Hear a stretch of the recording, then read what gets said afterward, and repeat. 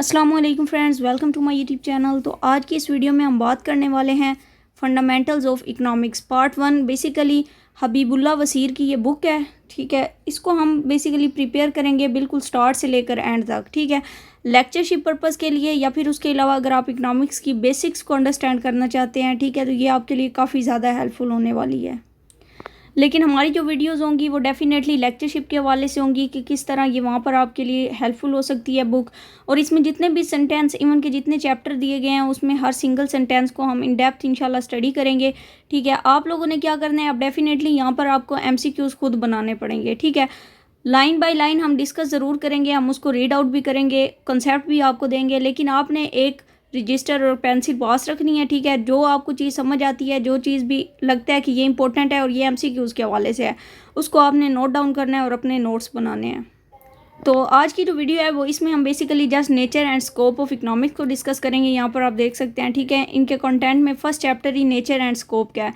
इसमें हम basically human wants को फर्स्टली मतलब जो हमारा एक टॉपिक है वो कवर करेंगे। वीडियो ताकि ज़्यादा लंबी ना हो, ठीक है, तो सेकंड पार्ट इसका आ जाएगा, तो फिर आप उसको भी फॉलो कर सकते हैं। सो फर्स्ट ऑफ ऑल अब हम स्टार्ट ले लेते हैं, ठीक है। बुक का नेम है फंडामेंटल ऑफ इकोनॉमिक्स। बुक का नेम आपने लाजमी याद रखना है। सम टाइम कहीं भी इंटरव्यू के लिए जाते हैं तो वो आपसे पूछ लेते हैं कि आपने इकोनॉमिक्स की कौन कौन सी बुक पढ़ी हुई है, ठीक है, तो वहाँ पर आपको फिर वो नाम याद नहीं रहते।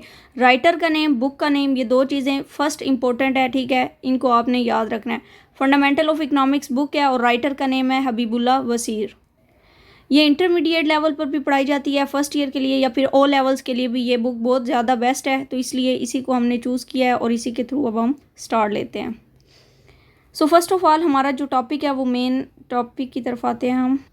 ये सारे कंटेंट्स हैं, ठीक है, कंटेंट्स को हम फिलहाल इग्नोर करते हैं। जैसे जैसे हम करते जाएंगे वो आपके माइंड में फिर बैठ जाएंगे कि चैप्टर 1 क्या है, चैप्टर 2 क्या है। तो इस हवाले से चैप्टर 1 की तरफ हम आते हैं। फर्स्ट ऑफ ऑल चैप्टर 1 हमारा है नेचर एंड स्कोप, ठीक है।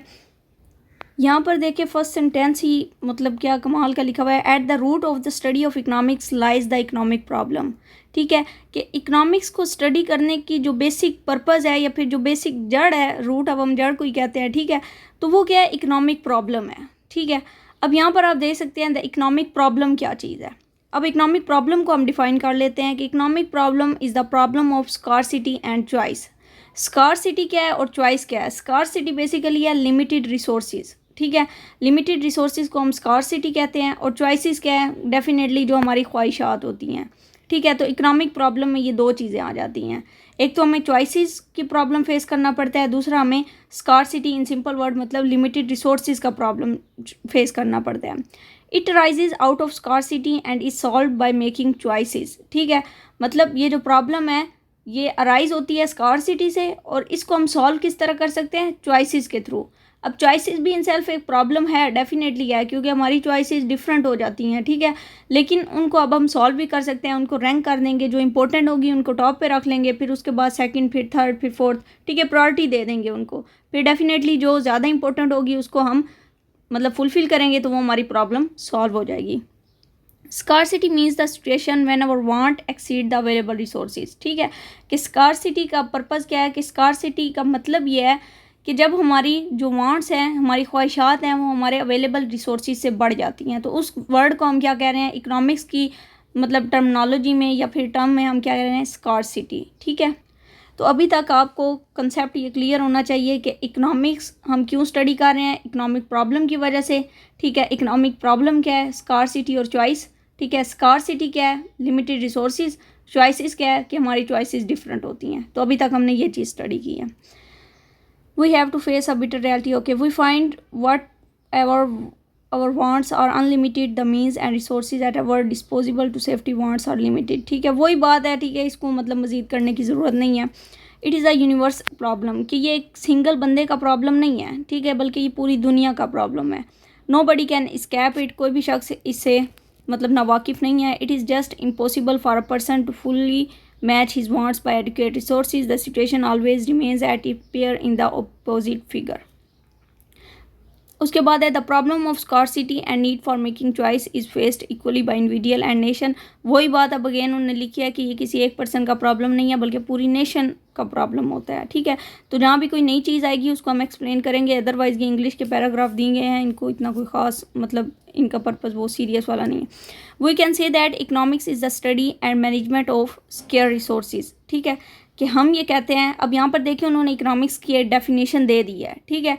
अब इकनॉमिक्स की डेफिनेशंस भी आपने फिंगर टिप्स पे रेडी करनी है, क्योंकि डेफिनेटली आपसे इकनॉमिक्स की जब डेफिनेशन पूछी जाती है तो आप किसी राइटर का हवाला देकर बता देते हैं, लेकिन सम टाइम वो कहते हैं कि आप अपने पॉइंट ऑफ व्यू से बताएं कि इकनॉमिक्स क्या है, ठीक है। तो उस टाइम ये चीज़ें फिर हेल्पफुल करती हैं। अगर आपके माइंड में कोई चीज़ ना भी आ रही हो देन आप बता सकते हैं कि economics is the study and management of scarce resources, ठीक है, कि जो हमारे पास लिमिटेड रिसोर्सेज हैं उनको हमने किस तरह मैनेज करना है, ठीक है। तो इकनॉमिक्स हमें ये चीज़ बताती है।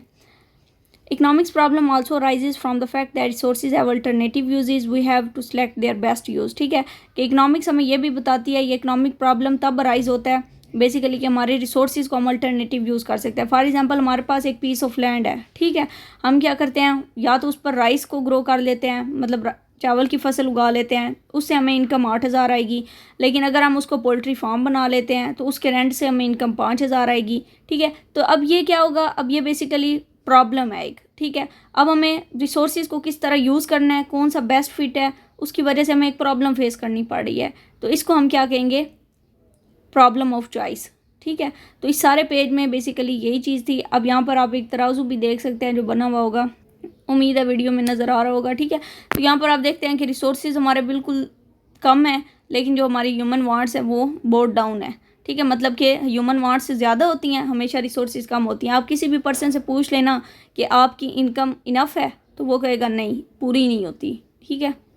इवन कि आप प्राइम मिनिस्टर की एग्जांपल ले लें, ठीक है, आप प्राइम मिनिस्टर से भी पूछेंगे ना तो वो कहेंगे कि महंगाई बहुत ज़्यादा है, इनकम पूरी नहीं होती। तो ये हर बंदे का मसला है, इसको हम मतलब एक सिंगल पर्सन का प्रॉब्लम नहीं कह सकते। तो ये फर्स्ट पेज क्लियर हो गया। इसमें अभी तक हमने क्या स्टडी किया है, इकोनॉमिक प्रॉब्लम्स को, स्कार्सिटी को, ठीक है, प्रॉब्लम ऑफ चॉइसेस को, उसके अलावा इकोनॉमिक्स की डेफिनेशन को, ठीक है। तो ये 4-5 चीज़ें हैं जो आपने माइंड में रखनी है। नेक्स्ट पेज पे हमें बताया उन्होंने how economic problem is solved. अब हमने डिस्कस कर लिया था कि इकोनॉमिक प्रॉब्लम है क्या, अब हम बात करने वाले हैं कि इसका सोल्यूशन क्या है। The economic problem is solved by making a choice among the options permitted by our limited resources, ठीक है। वो कहते हैं कि बेसिकली इकोनॉमिक प्रॉब्लम को हम इस तरह सॉल्व कर सकते हैं कि हम अपनी चॉइसेस को अपने जो लिमिटेड रिसोर्सेज हैं उस हवाले से मैनेज करें, ठीक है। फॉर एग्जांपल वी मस्ट इकोनोमाइज़, इकोनोमाइज़ की टर्म अब देखिए उन्होंने हाईलाइट भी कर दिया। तो ये ऐसी टर्म्स जो सी हैं ये आपने अपने माइंड में रखनी है और इनको मतलब ये टर्म्स आपसे पूछी जा सकती हैं, ठीक है, या किसी भी इकोनॉमिक्स की सेंटेंस में कोई MCQs में अगर क्वेश्चन में ये लिखा हुआ आ जाता है तो आपको कम से कम पता हो कोई इसका मतलब क्या है, ठीक है। अब इकोनोमाइजिंग हमारे पास वो कह रहा है कि बेसिकली अब इकोनोमाइजिंग बिहेवियर क्या होता है, ये इकोनोमाइजिंग क्या होता है कि किस तरह हम अपने मतलब रिसोर्सेज को बेस्ट वे में यूटिलाइज़ करें ताकि हम अपनी ज़्यादा से ज़्यादा वांट्स को पूरा कर सकें, ठीक है। ये आगे उन्होंने सेम वही डेफिनेशन दे दी है। अब वो कहता है कि अब हम प्रॉब्लम को सॉल्व कैसे कर सकते हैं। 4 तरीके हैं सॉल्व करने के, ठीक है। पहला कौन सा है, put our wants in order of preference, कि हम जो हमारी ख्वाहिशात हैं, हमारी जो वांट्स हैं उनको एक प्रेफरेंस दे दें। फॉर एग्जांपल अब आप, ठीक है, जो भी वांट्स हैं आपकी, ठीक है, फॉर एग्जांपल एक साइड पे आपकी वांट है कि मैं एक घर के लिए फ्रिज खरीदूं, दूसरी साइड पे आपकी वांट है कि मैं एक बाइक खरीदूं, लेकिन आप उसकी प्रेफरेंस करेंगे। आप पहले देखेंगे कि इम्पोर्टेंट क्या है, फ्रिज की ज़रूरत ज़्यादा है या फिर उसके अलावा बाइक की ज़रूरत ज़्यादा है, ठीक है। तो जो चीज़ आपको दोनों में से इम्पोर्टेंट लगेगी आप उसको टॉप पे रख लेंगे, ठीक है। पहला सोल्यूशन तो ये है कि इस तरह हम चॉइसेस को अपनी सेटल कर सकते हैं। सेकंड क्या है, select the most important want for satisfaction.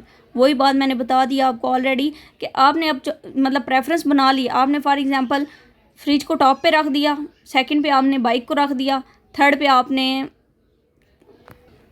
चलें साइकिल को रख दिया, ठीक है।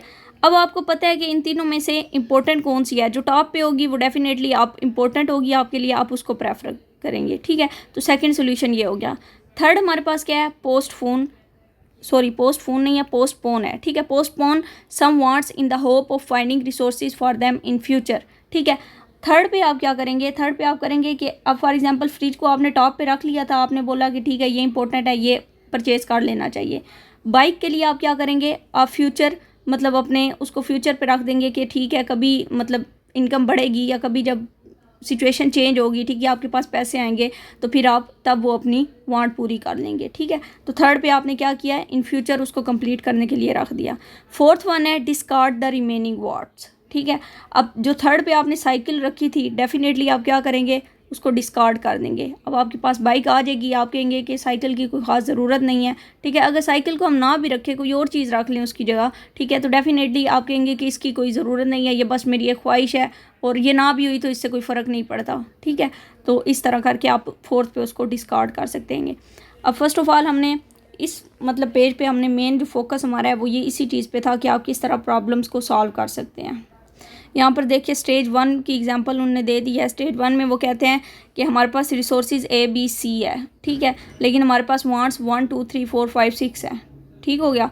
सेकंड स्टेज में रीऑर्डरिंग ऑफ वांट्स। अब उन्होंने क्या किया, रिसोर्सेज तो हमारे पास ABC ही रहे, लेकिन वांट्स को उन्होंने क्या कर दिया, प्रेफर कर दिया। फर्स्ट को मतलब ये ज़्यादा इंपॉर्टेंट है, सेकंड को ये फ्यूचर में कर लेंगे, थर्ड फोर्थ फिफ्थ सिक्स, ठीक है, इस तरह करके। और यहाँ पर स्टेज 3 में आप देखें प्रॉब्लम सॉल्व हो गई हैं। पहली मतलब जो 3 है उनको वो कहता है कि ये मेरी मतलब फुलफ़िल करनी है, फिर दरमियान वाली को वो पोस्टपोन कर देता है फ्यूचर के लिए, और लास्ट वाली को वो डिस्कार्ड कर देता है। तो ये बेसिकली वो एग्जांपल उन्होंने दे दी है। तो ये सेकंड पेज था इस चैप्टर का, ठीक है। फर्स्ट ऑफ ऑल हमने स्टार्ट कहाँ से लिया था, इन सिंपल वर्ड हमने स्टार्ट लिया था nature and scope of economics से, जिसमें हमने डिस्कस किया है स्कार्सिटी और प्रॉब्लम्स को, प्रॉब्लम ऑफ चॉइसेस को, ठीक है। उनको एक्सप्लेन करने के बाद फिर हमने इकोनॉमिक्स की एक डेफिनेशन किया है कि economics is the study and management of resources, I think so यही थी, एक दफ़ा देख लें, यस, स्केयर रिसोर्सेज, ठीक है। तो वो डेफिनेशन हमने की। उसके बाद नेक्स्ट हमने कहा है कि हम किस तरह प्रॉब्लम को सॉल्व कर सकते हैं जो हम फेस करते हैं, ठीक है। तो ये बेसिकली सेकंड पेज हो गया। थर्ड में अब वो क्या कहते हैं, ह्यूमन वांट्स।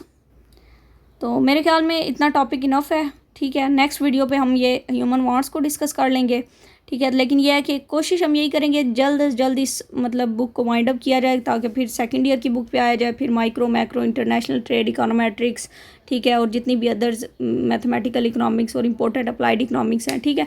तो उस हवाले से फिर हम प्रिपरेशन करेंगे। लेकिन यह है कि इसमें जो चीज़ें मैंने बताई हैं अगर आप वो साथ साथ करेंगे ना तो डेफिनेटली आपकी एक बेस बन जाएगी।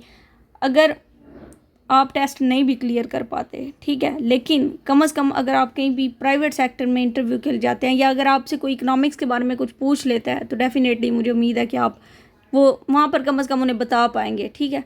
तो उस हवाले से उम्मीद है ये वीडियो पसंद आई होगी। वीडियो पसंद आई है तो वीडियो को लाइक शेयर सब्सक्राइब ज़रूर कीजिएगा ताकि आने वाली वीडियोज़ भी आपको मिलती रहें।